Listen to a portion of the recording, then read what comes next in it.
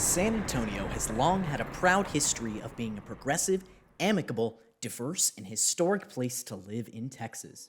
The Alamo City has attracted generations of families that have sought a comfortable life in a metropolitan area. For many, those dreams have come to fruition. But this city is far from flawless. Like any other major metropolitan area, there are going to be problems in the community related to poverty, job loss, housing issues, and especially income inequality. According to Texas Public Radio, 3 nationwide studies have found that San Antonio is one of the worst economically segregated cities in the country. And that's not hard to find when you look around San Antonio. At any given moment, approximately 2,932 San Antonio residents are living on the street, homeless, in encampments sometimes that the city considers illegal and dangerous. So I'm jumping into the world of cyclical poverty to get some answers about what's going on in the city, how it's affected by COVID-19, how it might get a lot worse, and who's standing in the way of progress. This is Houseless in a Pandemic, a TV feature investigating homelessness during COVID-19. Cyclical poverty like homelessness is nothing new to San Antonio. For years, many residents have been homeless or on the brink of homelessness in some of the poorest areas of not only San Antonio, but Texas. According to reporting from KSAT 12, the U.S. Department of Housing and Urban Development found that homelessness rates within the city have staggered up and down over the last 13 years and have recently been on the decline. In fact, many of the homeless population I talked to says that San Antonio is a relatively more friendly city to homeless people than other cities in Texas. But if you have the patience, they help you out a lot. There's people here in San Antonio that'll help you out if you're willing to put in the legwork to do it. One of the biggest barriers for homeless people to overcome are the misconceptions other people have surrounding them. This is Nikisha Baker. She's the CEO and president of San Antonio Metropolitan Ministries, otherwise known as SAM Ministries, a nonprofit organization that specializes in shelter, helping, homing, and caring for the homeless in San Antonio. She's been working with the ministry for 6 years and has seen so many different people walk through her door. The face of homelessness is not what people might think it is.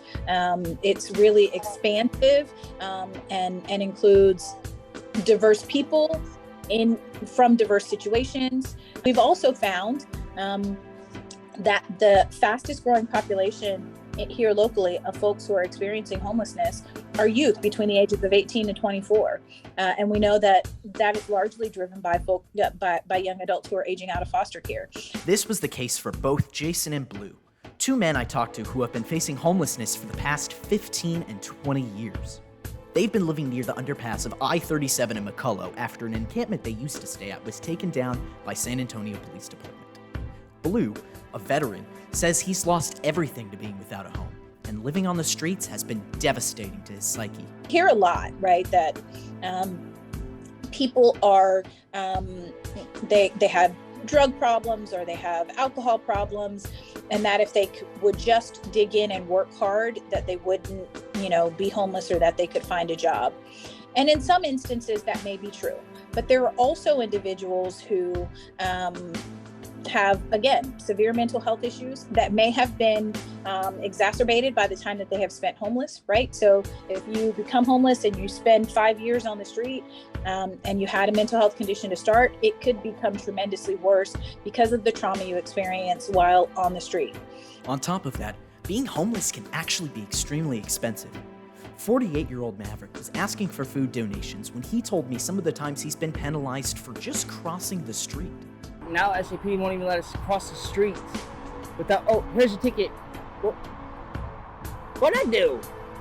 Well, I'm just crossing the street, sir. Homelessness can happen to almost anyone. Between low wages, high rent, maybe an unforeseen doctor's visit, or the car breaks down, SAM Ministries estimates that 50% of San Antonians are about 1 to 2 paychecks away from being homeless themselves. And these issues follow us right back here to our own red brick campus. Chaplain Alex Cerna-Wallander is a class of 08-9 graduate who had majored in urban studies during his time at Trinity, focusing on homeless equity issues where he says that the laws often punish the houseless. Serna Wallander still participates in lots of community outreach and says that the beginning of the pandemic was a cause for concern on campus. So we have a 3-year residency requirement at Trinity, and so often housing is built into the cycle of what it means to sort of go to school here. But when the residence halls closed in March 2020, there became a real some of the needs for housing that we don't often think about within our community. The Raymond Judd Emergency Fund was established by Trinity to help out students in need with any medical procedures, rent, food, or other emergency expenses as needed. Chaplain Serna Wallander says that during a normal year, they'll help about 20 students.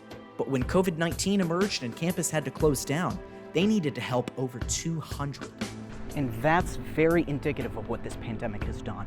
Not create, but highlight problems already ever present within our system.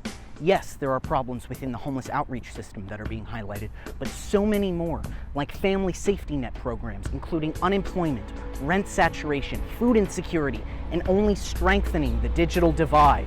As sort of the eviction moratoriums come closer to an end, we know that will have put stress upon the systems. And I think part of what the city is doing has been thinking proactively about how they are using with the city and county, federal aid to sort of provide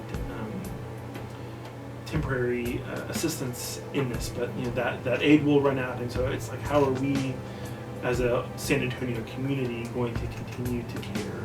So that leaves us with our local government. And as I'm standing outside of City Hall, it makes you wonder, how far has the city come? Well, according to experts, a lot. In fact, San Antonio might be one of the most collaborative cities in the country. We have shifted away from a condemnation model to a sort of proactive care model, and I think that has been really powerful and good, I think. SAM Ministries' recent flagship program has involved leasing a hotel from the city to provide more housing for homeless people. It's a new system they're calling Housing First. Rather than using shelter as an incentive for people facing homelessness, the city and SAM are trying to use it as a baseline. Baker says that once you've got the stability of a home, it's much easier to get the help you need to move forward. At the SAM Ministry Center, education, financial literacy, mental and physical health, and even dentistry can all be treated. I think that the city is actually doing a good job in terms of creating a framework. And so the city is working on a strategic housing implementation plan. They have recognized that housing and affordable housing is an issue for our community. They are working on a plan that will provide a framework to increase the number of affordable housing units, to include those who are serving individuals or families who are homeless.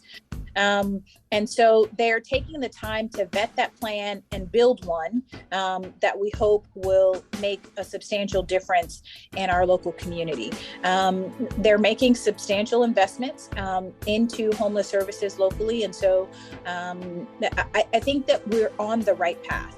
The San Antonio report went to a city council session in October where the idea of a first-of-its-kind $250 million housing portion of the $1.2 billion municipal bond was proposed, and most of the politicians seemed supportive. Assistant City Manager Lori Houston said that up to 95,000 households in San Antonio pay more than 30% of their income on rent, a very unsustainable practice. Houston says there are two ways to help them. One, we can increase their income, or two, we can facilitate the production and preservation of more affordable housing in this community. And that leads us to a major problem that has been standing in the way of progress for ending homelessness. NIMBY groups, otherwise known as Not in My Backyard. These different groups support homeless outreach programs in theory, but as soon as affordable housing is started to place in their neighborhood, they petition for it to be removed. This can be seen with areas like the Delview neighborhood and the Almost Park neighborhood around me. But there's lots of not in my backyard thought process locally, right? Folks don't want shelters in their backyard. They don't want programs that are serving the homeless in their neighborhoods because they think it will break down the value of their housing or homes or so many different issues that really are not true. The NIMBY is a is a barrier that has been around for a long time, and so it is not something easy to overcome because often people sort of project their fears and uncertainties and sort of cast a vision for what this will mean for them or for the area. And So what's one solution right now that everyone can do to take some action? According to Maverick, a simple conversation can do wonders. Just sit down and talk with us. That's all we want. Get to know us for a few minutes.